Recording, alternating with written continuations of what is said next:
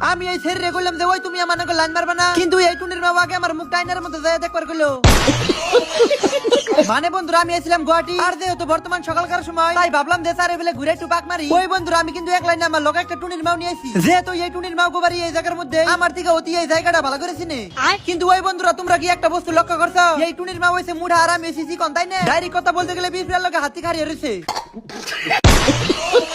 আর বন্ধুরা আমরা কিন্তু ভালো জায়গা তুই আবর্জনার বুকলাইছি, মানে আমার মনের মধ্যে একটা আশা এই টুনির মাওরে ধাক্কা দিয়ে নালার মধ্যে ফালাই দিমু।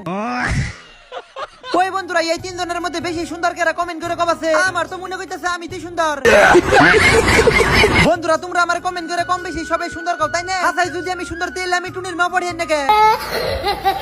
তার মানে বর্তমানে আমি এই টুনির মাওরে কইছিলাম ওই তুমি আমাকে লাইন মারবা, কিন্তু এই টুনির মা আগে আমার মুখ টাইনার মধ্যে যায় দেখবার কইলো। এই টুনির মায়ের কথা হইনা বুঝান গেল তার মানে আমি সুন্দর না, তাই না? তাইলে বন্ধুরা তোমরা আবার আমার কমেন্ট করে কও যে আমি সুন্দর, ও তার মানে তোমরা মিথ্যা কথা কও। বন্ধুরা যদি এই ভিডিও ভালো লাগে একটা লাইক করবা, তার সাথে বন্ধুরা একটা ফলো করবা, আর আমার এই ভিডিও তোমরা কোন জায়গায় শুনে দেখলা কমেন্ট করে কবা, বিশেষ করে গুয়াহাটি তুই নাকি আমার ভিডিও দেখলা সেটাও কবা।